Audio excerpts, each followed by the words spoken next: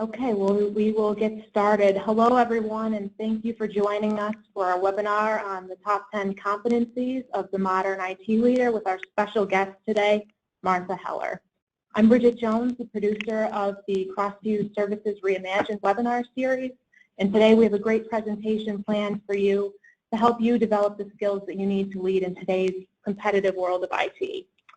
Martha Heller is one of the most widely followed voices on the role of the CIO. She's been a CIO.com contributor since 1999 and was founder of the CIO Executive Council, IDG's professional organization for CIOs. Martha Heller has written 2 books on IT leadership, The CIO Paradox, and most recently, See the Business, CIOs and the New Era of IT. In addition, she's also the CEO of Heller Search Associates, an executive recruiting firm that specializes in IT leadership positions nationwide across all industries. So we're really excited to have her here today to share her wisdom with all of you. Before I turn you over to Martha and our CMO, John Ryan, for today's presentation, I wanted to let you know about the next webinar that we have coming up. On September 27th, our VP of Business Transformation, Stephen St. Germain, will be sharing insight on how to create a strategic ServiceNow roadmap and the steps required to get you to ServiceNow success. So if you're interested or just getting started with ServiceNow or thinking about ServiceNow, I encourage you to join us for this one. If you'd like to register, I've placed the registration link in the chat box, and don't forget to check out our resource center and follow us on LinkedIn for more tools on transforming IT within your organization. And with that said, over to you, John. Thank you, Bridget. And thank you all for joining us here today. I'm going to quickly go over the agenda for today. We're going to talk just for a second about cross-views, and then we're going to turn it over to Martha, and then we're going to run a poll and do some questions and learn from each other. And that's our simple agenda for today. A little bit about cross-views. We're a little different. For ServiceNow, we offer a 90-day guarantee when implementing ServiceNow, which is we're the only organization that does that. We're ranked #1 in customer satisfaction from ServiceNow itself. We've done over 1,000 implementations, and a lot of our confidence comes simply from the fact that we also develop code for ServiceNow, and those are our turnkeys. A little bit about Martha before I turn it over to her. How we got in touch with Martha was last year, in the middle of last year, I read her excellent book, Be the Business. And I found the book to be extremely straightforward and useful. I recommend it to everyone on this call if you haven't read it yet. I read a lot of books, as I'm sure many of you do. It was an easy read. It was a valuable read. So I hope you'll take advantage of that. And with that, I'm going to turn it over to Martha.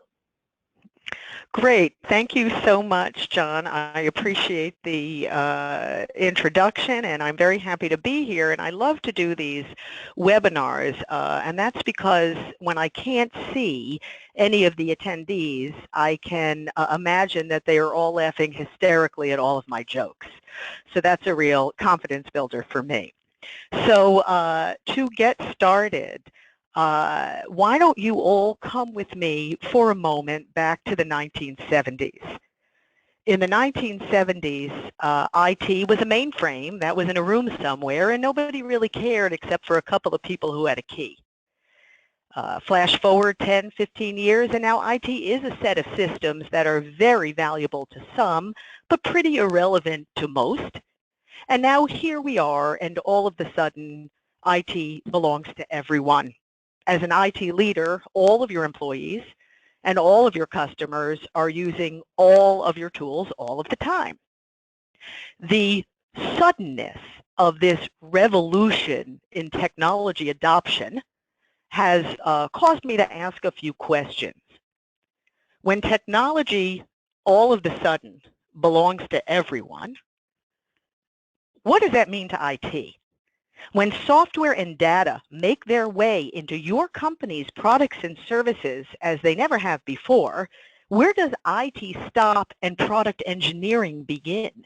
Where does IT stop and marketing begin? So, you know, when technology is the business, how is technology leadership distributed across and through the enterprise? How does IT leadership become a team sport? So that's what I asked over 50 CIOs, primarily of Fortune 500 companies, over the last 2 years. And what I learned from those conversations were interesting information about their operating models, how they're developing talent, what their approaches are to business engagement. But I also learned something I didn't expect, which are what are the competencies that these successful IT leaders all seem to have in common, and what are some metaphors that are useful for IT leaders to explain the various roles that IT plays today when talking to their many, many constituents. So that's what I would like to talk about today, the top 10 competencies that I believe are critical to leading IT in the digital era. So this is Step into the Digital Leadership Void. Bask Iyer, who was the CIO of VMware when he and I spoke, and now with all the acquisitions, he's a CIO of Dell, EMC, and VMware, and he has something he calls the CEO missing out syndrome. And it goes like this. Most CEOs say, I like my CIO. My CIO is doing a great job. She's keeping costs down. Our enterprise is as secure as we could hope. We have good employee productivity. In short, my CIO has done everything I've asked her to do. However, I feel like I'm missing out. There are cool things happening in Silicon Valley, and I'm concerned that my CIO is not on top of all of that, but our competitors are. You know Uber. If Uber can threaten the existence of taxi cabs that have been around for a long time, what's the Uber that's going to come and disrupt my industry? So they do one of three things. They might sit down with their CIO and say, I anoint you. Go and innovate. Visit Silicon Valley, take us with you, and bring innovation to our company. Or they might fire their devoted CIO and hire a new one who comes all shiny and shiny and new with a promise of digital. Or they might nudge their trusted CIO gently to the operational sidelines and say, keep on keeping things secure and cheap and available. But this new chief digital officer is going to bring us innovation. Now, this last move of hiring a chief digital officer can be problematic for a company for a couple of reasons. One, currently, the shelf life of a CIO is 4 years. When I started at CIO Magazine a long time ago, it was 2.5 years. So CIOs are lasting longer in their jobs, which is great news. Incidentally, the shelf life of a CFO is 12 years. So when you think about that, a CFO sees 3 generations of CIOs during his or her own tenure. The chief digital officer role, however, right now is the shelf life or the tenure of a chief digital officer is 18 months. So think about it.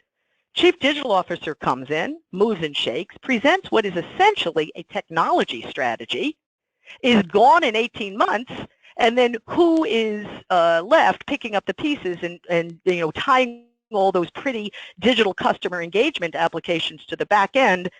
It's the CIO. That's one challenge.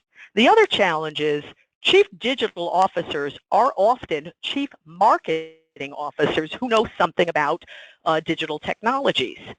Well, digital is a lot more than marketing and customer engagement. Digital is supply chain, it's R&D, it's employee productivity, it's manufacturing.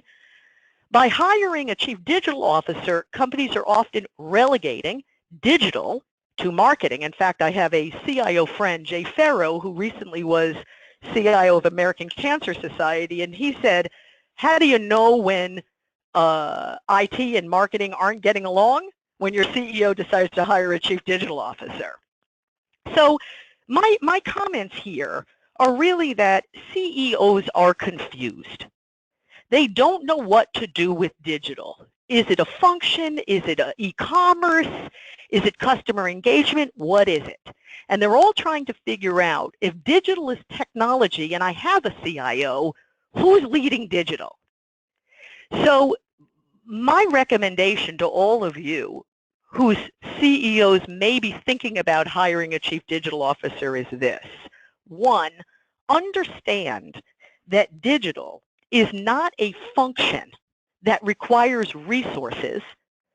Digital is a capability that the CIO, along with many other executives, are responsible for bringing to their companies as a capability. When your CEO starts thinking, I need to hire a function called digital and put resources in there, are you demonstrating the kind of leadership that your company needs when it comes to digital transformation? If your CEO hires a chief digital officer, ask yourself, is IT doing all it can to drive digital across the company? A CIO friend of mine said to me, we don't need a digital strategy. We need a business strategy for a digital world. So I guess my closing point on this slide is there is a digital leadership void in executive committees across companies, across all industries, with CEOs trying to figure out what to do with digital. Are you, as a CIO, driving digital as a capability, or are you relegating digital to some other function? Your answer to that question will determine whether or not your company thrives or does not during this digital era. So managing the white space is our next competency. So, first of all, this concept comes to me from Wolfgang Richter, who at the time was the CIO of TWC, and I have no original thought. All of my ideas come to me from other CIOs. I'm just a vehicle for getting them out to all of you. So at any rate, what Wolfgang Richter said is simplicity, thinking in a simplistic way. Every company has 3 layers. There's the strategy layer, what are our products and who are we selling them to? There's the operating layer, what are the processes, org charts, compensation structures that we need to have in place to execute on that strategy layer. And there's the systems layer, how are we automating that operating layer? Very simple. So executive committees love the strategy layer. It's fun to talk strategy, and they are well trained to do that. So for example, many of the companies we work with have a strategy along the way of one company. We're going to be one company now. We've grown up through acquisitions, or we've been regionally oriented or highly decentralized. Not anymore, we're going to be one company. Great, that makes sense as a strategy. But that operating layer, that's kind of a sticky wicket, because who's going to tell those cranky P&L leaders that we're one company now? I love standards, just pick mine. So what they often do, CEOs will often skip the pesky operating layer and go straight to the CIO and say, oh, CIO, we need a single instance of SAP globally. Or, oh, CIO, we need an integrated data strategy. Or we need a one comprehensive CRM strategy or system. But we all know that master data management is political. And what do you get when you put new technologies over old processes? A lot of money spent, frustration, and potentially an invitation to pursue employment elsewhere. So Michael Mathias is the CIO of Blue Shield of California, and he puts it this way. He says, as CIOs, we have the luck and the curse to see the enterprise in all of its beauty and its disrepair. We are the only executives who can see the gaps, the possibilities, the history, and the future. It is our responsibility to bring that perspective to the table. We must have the courage to let everyone see when the baby is ugly. So for some reason, I've always likened the CIO role to a Greek mythology figure. And for the longest time, it was Sisyphus. And Sisyphus's lot in life was to roll a rock up a hill, go home, have a nice glass of wine for a job well done, only to arrive at work in the morning and the boulder's back down the hill, and he's got to push it up again for the rest of his life, which never ends. But I don't, that was sort of in the days of ERT. I don't think about Sisyphus anymore. My new Greek mythological figure is Cassandra. Cassandra made a critical relationship building error when she, by spitting on Apollo. Apollo did not like that and gave Cassandra the power of prophecy. So Cassandra could always see the future and see the truth, but the curse of never being believed. And when I imagine CIOs managing the white space, Cassandra comes to mind.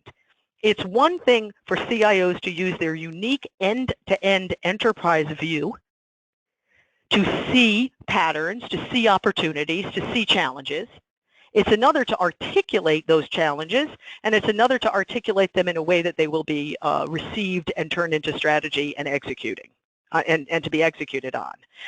So, and by the way, Cassandra does eventually go insane, so all of you here have that to look forward to. So there's no easy answer to managing the white space. It's about influence and communication and having the right team in place. I guess my comment here would be that you all understand that your job goes way beyond systems implementation. It's climbing onto that murky operating layer and creating change there. And that's done, of course, through partnerships. But CIOs who believe that their role is to just put in systems and let somebody else worry about the processes will find themselves paving the cow path and not moving their companies forward. One comment on this that Michael Mathias at Blue Shield of California uses is the concept of business architecture. He says, at Blue Shield of California, we were looking to overhaul our customer engagement strategy. So I sat down with each business area to talk about what we were doing separately and what we needed to be doing collectively. I told them that we would need a unified business architecture to realize our customer engagement goals. In those early meetings, I didn't talk about technology at all.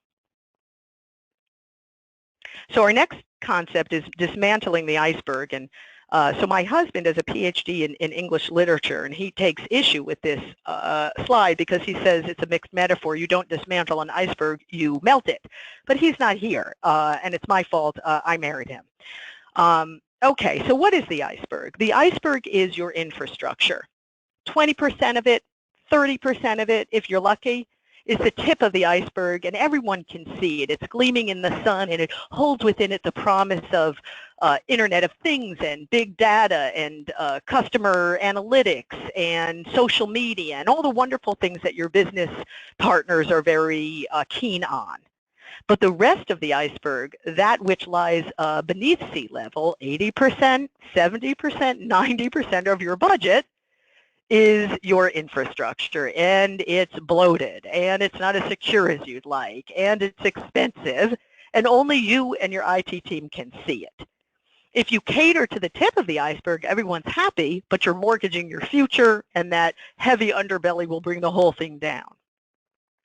If you give the bottom of the iceberg all the care and feeding it needs, you're doing right by your company, but you're not bringing in new capabilities. So, everybody here has an iceberg because legacy begins the day you put something in. How do you dismantle the iceberg? Well, that's about architecture and finance and vendor management and all sorts of capabilities. I'm just going to give you two thoughts on this here. One is that a crisis is a terrible thing to waste. Bruce Lee is the CIO of Fannie Mae, and he says, the security lens, properly applied, is a very strong new lever in helping to dismantle the iceberg because people understand that legacy systems create enterprise-level risk. In other words, when your business partners ask you to build a new order entry system or a new product catalog, to explain to them that building new capabilities on an old infrastructure is a security risk, they become partners to you in dismantling the iceberg. Finally, for the longest time when I would bring up the iceberg with CIOs, they would say, oh, that's my problem. That's technology. That's our technology asset. I don't need to worry my business partners about the iceberg. I manage that. Well, I've seen a shift there. I have seen CIOs say, you know what? It is a company liability. It is our liability, and I'm going to share it. I just met with an IT leadership team of a large CPG company, and the infrastructure leader took pictures of the data center to bring to the executive committee to explain to them that this iceberg is a risk for the company. So don't hide the iceberg. As you dismantle it, bring in your business partners, expose them to it, so that together as a team, you can reduce essentially the amount of money you're spending on maintenance and shift more to high value. So to talk about this next concept, which is turning IT consumers into co-investors, I'm going to tell you a story which is about my teenage daughters. So for the longest time, my teenage daughters thought that their clothes were free. They would say, so my older daughter would say, Mom, I need a new sweater from J. Crew. And I would say, okay, dutiful mommy would, you know, order online, and then days later, this package would appear for free with a new sweater in it. And as my daughter opened the sweater, I would think, boy, that sweater looks a lot like a sweater I just ordered that kid a couple of months ago. Sure, this one is midnight blue, and that one was twilight blue, but close enough. And then I got wise, and I said, you know, I'm going to give this kid a budget and let her manage her own clothing spend. And lo and behold, the current clothes in her wardrobe did seem to last longer as she used her precious dollars on new wardrobe capabilities. And that got me to start thinking about the CIO role and the fact that on the one hand, your business partners think that IT is free because they don't understand the total costs. On the other hand, they think that IT costs too much. So how you all live in that world is a little perplexing to me, but it's a reality. And I think the critical piece here is that the way to turn your business partners into IT investors is to expose them to the true costs of IT. So I brought this concept to Steve Gold, the CIO of CVS. Now, CVS is, I don't know, about a $140 billion company, so Steve's got some IT spend to manage. And he said, oh, yes, I know what you're talking about. You're talking about the Steve Gold theory of reciprocity. And I said, I did not know that. I'd love to hear more. And Steve said, the Steve Gold theory of reciprocity is when the head of sales says, build me a new product catalog for $50 million, I will be able to produce $500 million more in revenue next quarter. Steve says, great, by the theory of reciprocity, if I build that for you and commit those dollars, you need to commit that revenue into your forecast. If you commit it to your forecast, I will commit the spend. And whenever I bring this up in live audiences, I take a step away from the stage because I'm afraid people are going to start throwing things at me because people get kind of hot and bothered on this topic. They say, if the P&L is responsible for all of their IT costs, you know, shadow IT will run amok. Or I can't possibly charge my P&Ls for, you know, deep bottom of the stack infrastructure charges because I need to manage that spend. And the fact is, all of that is true, and there is a happy medium, and it's different for every company.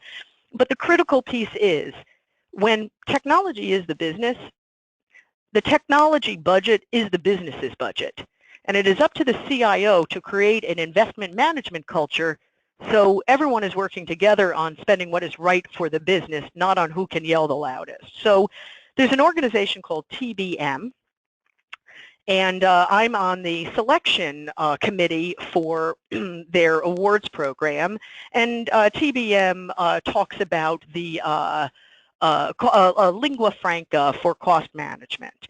And this is from one of the award-winning applications, this quote. This is an IT leader saying, now that we have exposed the business to the true costs of IT, we've stopped arguing with them over how high their IT bill is. Rather than complaining, our business partners now ask us what they can do to lower their run costs to have more to invest in growth. By giving our partners an understanding of their run costs, we've changed the IT conversation from one of cost to one of value. And that, of course, is the holy grail for IT. So we're talking about now the concept of leading. So this comes to me from Scott McKay, who's the CIO of Genworth Financial. Scott says, in the boardroom, there are the chairs around the table and the chairs along the walls. The chairs around the table are occupied by the what executives. This is what we should spend our money on and what our strategy should be. The chairs around the walls are the how executives. They say, oh, that's our strategy, great, thanks for letting us know. Here's how we're going to get it done. The folks at the what table have a unique perspective, and that's why they're there. The CFO knows how the numbers need to move to create shareholder value. The head of sales knows what customers are looking for. Well, why should the CIO be at the table? What is the CIO's unique perspective? I will give you a hint. It is not technology. The CIO's perspective, going back to digital and going back to managing the white space, is to understand by using his or her unique vantage point of end-to-end what our critical capabilities are. We're great customer engagement in Asia Pac, not so much in Latin America. Or we are doing supply chain in a number of different ways.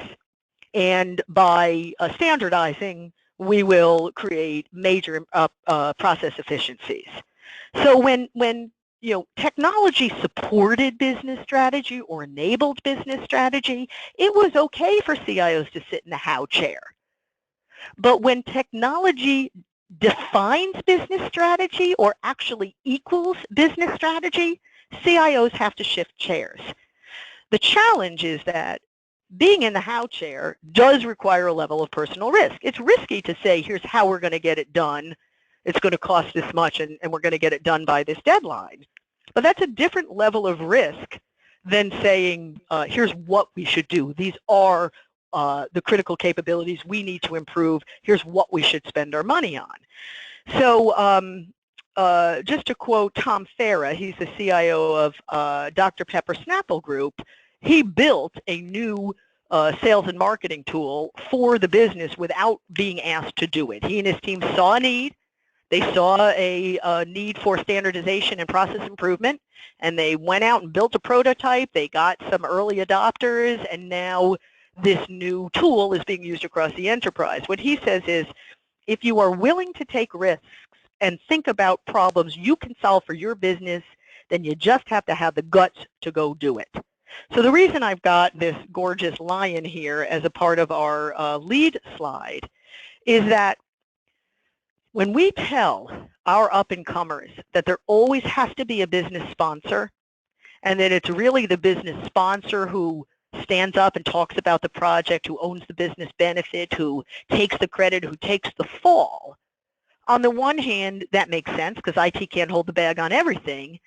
On the other, are we raising IT leaders who know how to get up to the table and take the risk, the personal risk, to be a what executive? And that's just a contradiction in how we run IT projects that I think we're all going to need to think a lot about, because when technology is the business, CIOs have to be at the table, this generation and the generation to follow.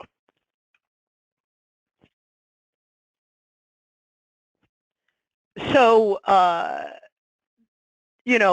since we were little, we loved to hear stories, right? All of us who have kids knows which books the pages were falling out of because we read the story so many times. And I believe that storytelling for CIOs is critically important, because how else do you get together on common ground with someone of a different background on a concept that is abstract? And CIOs spend a lot of time doing that. So I'll just tell a quick story. Malini Balakrishnan had joined a building materials company as CIO, and she knew immediately they needed an ERP. They had homegrown systems, outages all the time. So she said to her CFO, we need a new ERP, and he said, you will pry the old system from my cold, dead hands. And she thought, oops, that is not exactly the message that I wanted, the response that I wanted, so I better do something else. So she was watching TV, and the movie Speed came on, and I don't know if any of you remember that. You're probably all much younger than I am, but it was a movie from the 1980s which starred a young Keanu Reeves who was an LA detective, and crazy Dennis Hopper had put a bomb on a speeding bus on an LA highway. And if the bomb flowed, under 50 miles an hour, it would explode and all the passengers would die. So Keanu came up with the idea of driving another bus at 50 miles an hour alongside of the first one, and all those passengers would have to take that risky move of moving from one bus to the other. So Malini played this clip for her executive committee, and she said, we cannot pull over, stop the old bus, and transfer in an orderly fashion to this beautiful new bus. We need to keep the business running. So we have to drive the old bus. As we get the new bus ready, this means we will spend extra money because we will be paying for the old bus and the new bus at the same time. She said that by playing that movie, that was her first move in getting the executive committee to understand and finally to fund a new ERP. So the critical message here is that, you know, people remember movies and they remember books and remember stories and metaphors, and they will not only understand your message, but they will carry that forward and tell your story for you. It is easier to tell the story of a movie or a book or an allegory or a metaphor than it is to do that with an architectural schematic. Become a better storyteller and you will become a better CIO. So this is probably the most critical slide in the entire discussion, honestly. And it is around growing blended executives, those wonderful, gorgeous creatures who have one foot in IT and one foot in a critical area of the business. You know, it used to be when IT was all about ERP that it was important for your people in your IT organization to understand business requirements, translate them to technology requirements, put them into a project plan, execute, and deliver. That was, by the way, not so easy to find, but important to have. Today, when technology is the business, CIOs need in their organizations a different kind of leader. So for the longest time, you know, we've been talking about embedding IT into the business, right? Co-locating IT people with business functions, having IT people, you know, be a part of the business areas or functions that they support. And that's important, but for this discussion, I'd like to flip that on its head and talk about embedding the business in IT. And what I mean by that is adding new performance metrics to traditional IT metrics. Yes, you still will always need to measure mean time to recovery, 3 nines, and all of that. But what I'm starting to see CIOs do in order to build a business outcomes culture in their organizations is start to measure performance based on business metrics. I'll give an example. Atticus Tyson is the CIO of Intuit. And he has as a pillar in IT to enable flawless billing or billing accuracy. And he said that his IT team said, wait a minute, whenever there's problems with billing accuracy, it's not us. Our systems are up and running. It's marketing. They're entering the information incorrectly. So Addison said, exactly, and this is a quote from him. He says, the IT team came to understand that their job is to build systems that prevent marketing from setting up an offering incorrectly, not to run a batch billing job overnight. Now that the billing systems team shares a business outcome with the marketing team, they talk to each other about how to solve inaccuracy problems. The business metrics encourage the kind of problem-solving conversations we should all be having.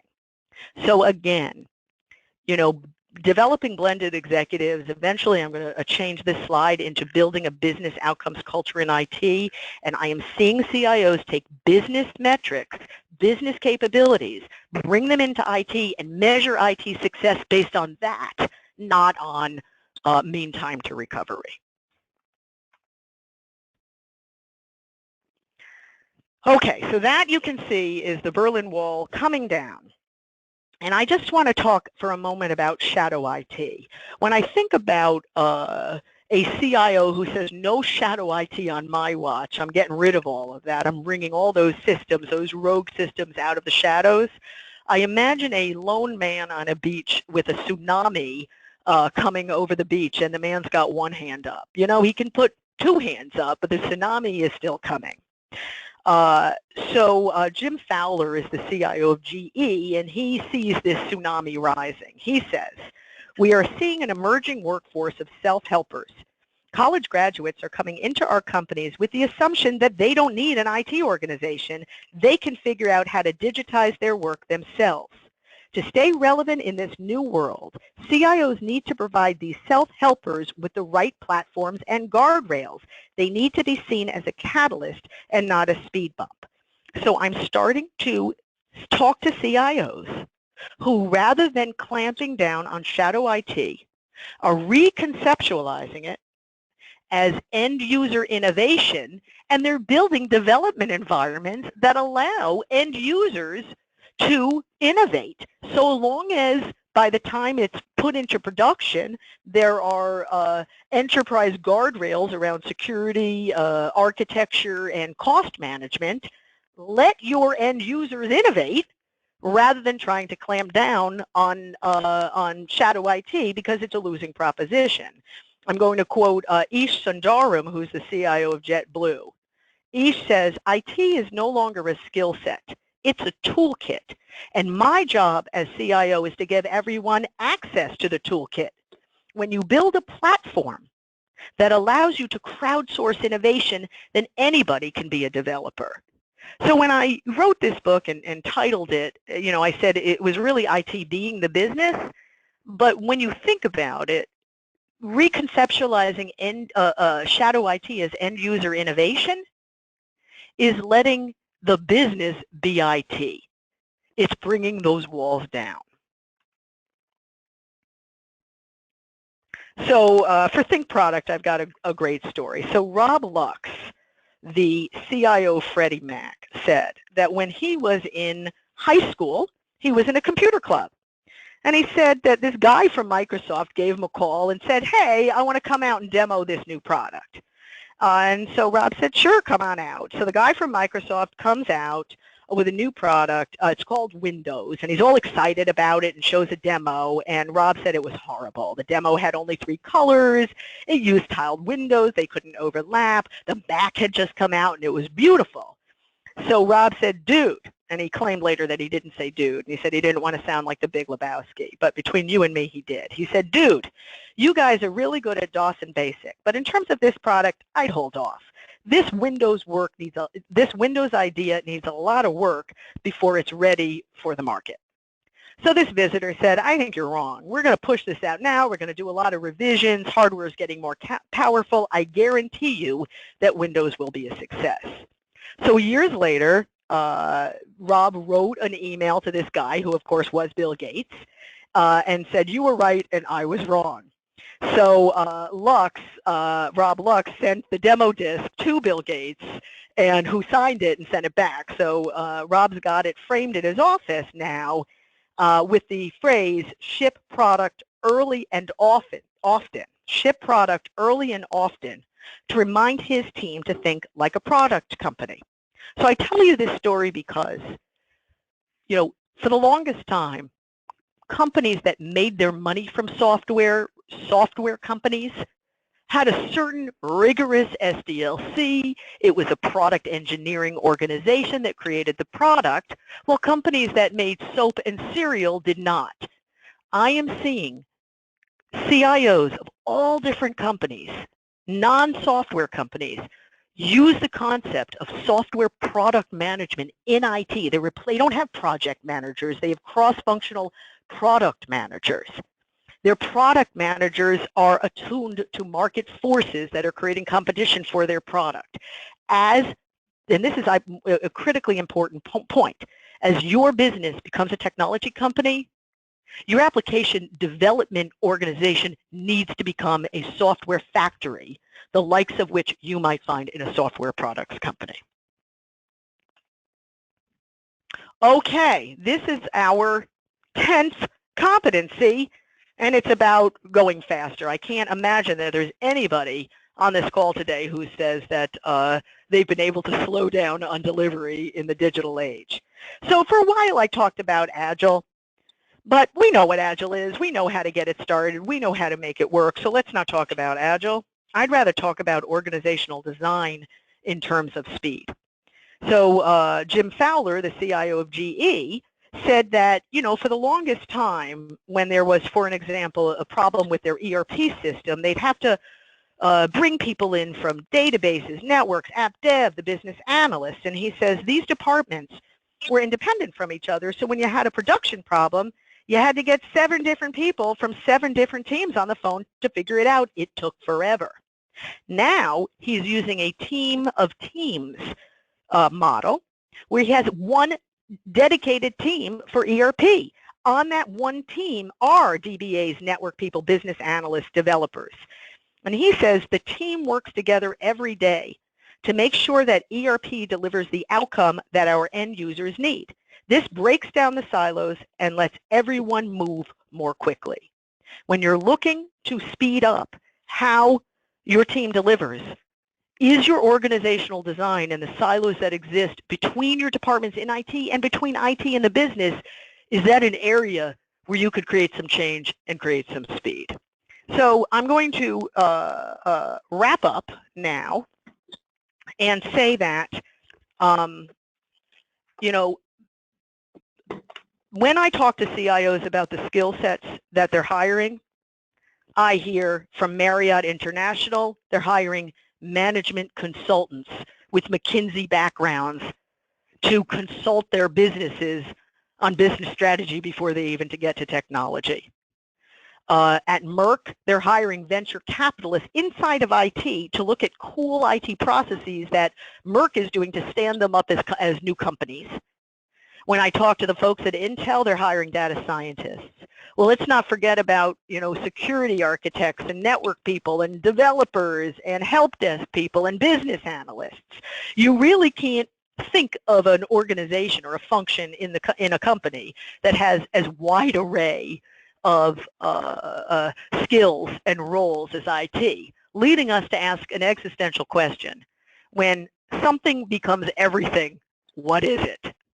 So I posed this to Paul Chapman, the CIO of The Gap, and he said, you know, what we're really talking about is the new model for IT is a professional services firm internally that provides to its many business partners or clients information security, support, application development, project management, innovation, management consulting, digital strategy. And I agree that that's a great model. In order for CIOs to adopt that model, they've got to do two things. One, they got to let go of control. This is from Bruce Lee, the CIO of Fannie Mae. He says, soon enough, we will see chief data officers cleaning and serving data and pulling those functional roles away from applications teams. The worst mistake a CIO can make is trying to accumulate all of a company's IT skills inside of the IT organization. The second piece is to remove the boundaries. When your operating model does away with with boundaries and shadow IT becomes end user innovation, then technology can achieve the value, can realize the potential of all of its value. So in closing, in the industrial era, we had moats around our companies and we had moats between our departments in order to foster innovation.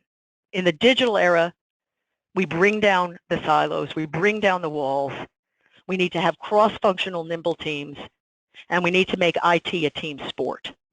The most important work that a CIO can do in the digital era is to use that end-to-end vantage point to free your business partners and your organization from their vertical prisons so that you all can look together up and out at your digital future.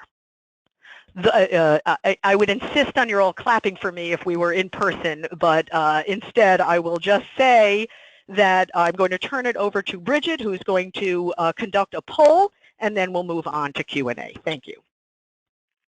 Great, thank you, Martha. So I will launch the poll, and for those of you in the audience, we'd love to hear your feedback and Martha's insight on where everybody's at with IT involvement in their organization.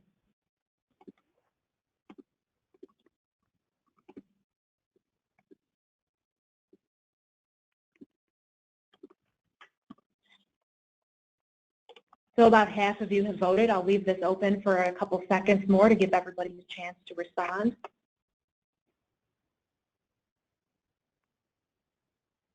And I will go and close it out. So to share the results, it looks like about 30% of you are always there to help shape strategy. About half of you are sometimes there to inform. 10% rarely asked to participate. 5% are the last to know, and about 10% of us are tasked with a to-do list when it comes to business strategy discussions within your organization. Well, to comment on that, I think that's good. I think that's better than the industry average. The fact that 30% of you are involved in business strategy discussion means that you are removing those silos, you're delivering value. I think at the same time that if you've got, another 70% of the group who are not yet at that, business innovator stage, I think that there's still work to do. And, it can be slow going. Change takes a long time, but I'll just say something on this. What my firm does is we do executive search, and when we say to a CEO, okay, you're in the market for a new CIO, what are you looking for? Why are we doing this search? They'll say, we need innovation. We need a CIO who's going to really bring us business strategy, change, and innovation. And then when I turn around and I talk to a CIO and I say, wow, you just did a major, major business transformation. What was the hardest part about that? They said the hardest part was getting the business to embrace the change. So I think while, IT organizations are very focused on, their own ability to drive business strategy, I think a lot of that energy also has to be spent on getting the business comfortable with absorbing the change. So that's my comment on the poll. Excellent. Thanks, Martha. And at this point, we'd like to open up some questions from the audience. So we've got lots of questions from the audience. We'll do our best to at least get to a couple of them. And if you have questions in the meantime, feel free to use the question and answer pane in your GoToWebinar instance. So Martha, the first question the audience has for you is, on a scale of 1 to 10, how would you rate most CIOs on working outside of organizational boundaries? Well, I hate to say it, I'm going to rate them low. I'm probably going to give it a 3 or 4. And I think because for most IT organizations right now, their delivery demands are so heavy that it is all they can do to stay within IT and, fight the fires and deliver.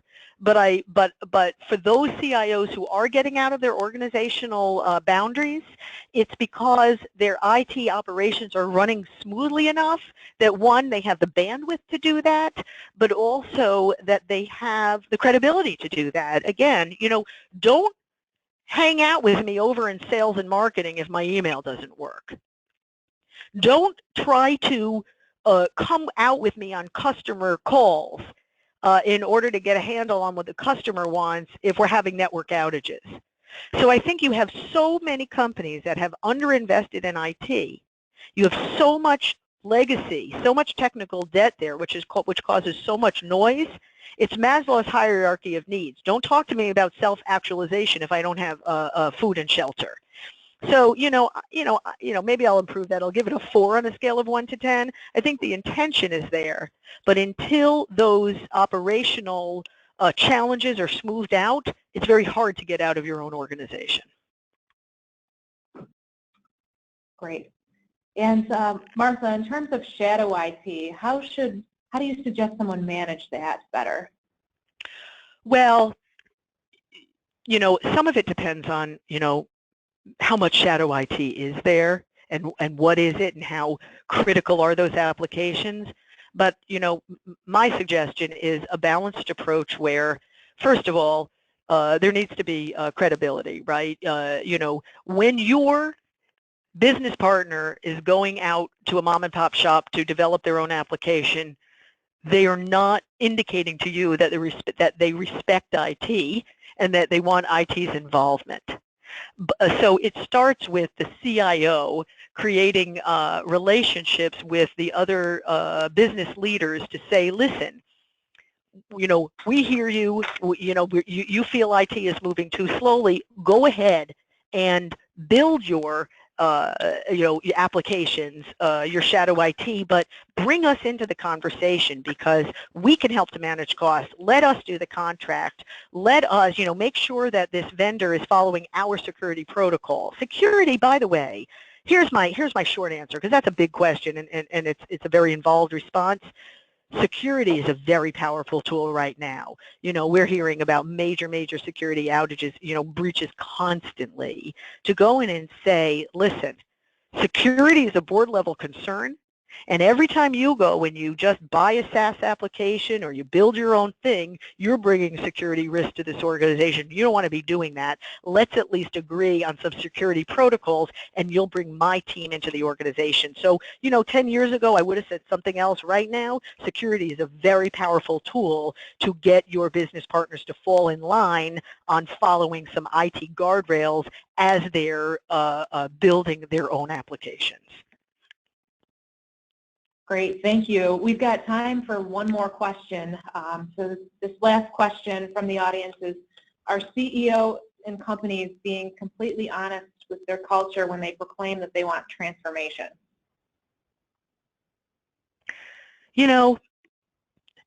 That's a great question. I think they're being honest. I think they do not understand how to create a culture that really allows for transformation. When I talk to CIOs of all different companies and they tell me how technology is transforming their businesses, it's profound. It's something that we've never seen before. We thought e-commerce changed our businesses, and it did. It's nothing compared to Internet of Things and big data. I mean, products companies are becoming services companies. Manufacturing companies are becoming information companies. I think that they're honest that they want transformation. I think most CEOs have not fully grasped how profoundly this new era is changing their businesses, and how thoroughly and completely they've got to change everything about their businesses. And here's the problem. Here's the last mile of transformation is mindset, perspective. When you have a head of manufacturing who's been doing things one way for 30 years, and that facility is profitable, there's no incentive to change. But flash forward 5 years when robotics have changed manufacturing, you haven't used any robotics and you're out of business, then you wish you would have changed. So I think they're honest. I don't think they fully understand the profundity of the change that we're talking about here. And what a thorough and complete overhaul of their company they're going to need to go through in order to capitalize on that change. Thank you, Martha. Martha, just a terrific job, and thank you for such thoughtful content and such thoughtful answering of the questions. You can tell that Martha's done this a couple of times. She certainly understands the topic that we're talking about. What we're going to talk about next is the next steps that you can take. We'd like for you to take with this information, because quite frankly, there are a lot of people who need to hear Martha's message. So the next step is step 1, share this deck and recording. Number 2 is reach out to us about transforming your enterprise. The third one is register for our next webinar. We have a webinar series. Our next webinar is September 27th. We also have on-demand webinars that you can enjoy at your leisure. We probably have, 10 or 12 in there now? Bridget, it's quite a few. This is our latest here. And of course, Martha, we're so thrilled to get you on here. The next thing is that if any of this is too much to ask, you can always reach out to us at letstalk@crossviews.com. Martha and Bridget, thank you very much, and thank you for all the attendees for joining us.